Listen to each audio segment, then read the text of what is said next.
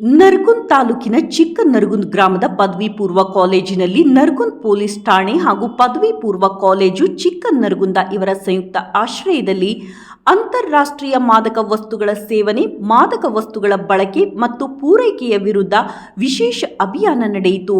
ಕಾರ್ಯಕ್ರಮವನ್ನು ಉದ್ಘಾಟಿಸಿ ಮಾತನಾಡಿದ ಸಿಪಿಐ ಮಂಜುನಾಥ್ ನಡುವಿನಮನಿ, ಇಂದಿನ ದಿನಗಳಲ್ಲಿ ಯುವಕರು ಹೆಚ್ಚಾಗಿ ಮಾದಕ ಪದಾರ್ಥಗಳ ವ್ಯಸನಕ್ಕೆ ಬಲಿಯಾಗುತ್ತಿದ್ದಾರೆ. ತಮ್ಮ ಅಮೂಲ್ಯವಾದ ಜೀವನವನ್ನು ಇದರಿಂದ ಹಾಳು ಮಾಡಿಕೊಳ್ಳುತ್ತಿದ್ದಾರೆ ಹಾಗೂ ಮಾದಕ ವಸ್ತುಗಳ ಸೇವನೆ ಮಾಡುವ ಯುವ ಸಮುದಾಯ ಹೆಚ್ಚಾಗಿ ಅಪರಾಧ ಕೃತ್ಯಗಳಲ್ಲಿ ಭಾಗಿಯಾಗುತ್ತಿರುವುದರಿಂದ ಸಮಾಜದ ಸ್ವಾಸ್ಥ್ಯ ಕೂಡ ಹಾಳಾಗುತ್ತಿದೆ ಎಂದರು.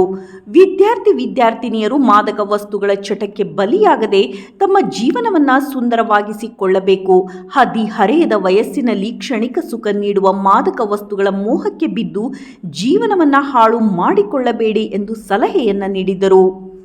ಕಾರ್ಯಕ್ರಮದಲ್ಲಿ ಗ್ರಾಮ ಪಂಚಾಯಿತಿ ಮಾಜಿ ಅಧ್ಯಕ್ಷರಾದ ಮುತ್ತು ರಾಯರೆಡ್ಡಿ, ಎಸ್ಟಿಎಂಸಿ ಅಧ್ಯಕ್ಷರಾದ ಶರಣಬಸಪ್ಪ ಹಳೆಮನಿ, ಕಾಲೇಜು ಪ್ರಾಂಶುಪಾಲರಾದ ಎಸ್ವಿ ದಂಡನಾಯ್ಕರ್ ಹಾಗೂ ಕಾಲೇಜು ಉಪನ್ಯಾಸಕರು ಹಾಗೂ ವಿದ್ಯಾರ್ಥಿಗಳು ಭಾಗವಹಿಸಿದ್ದರು.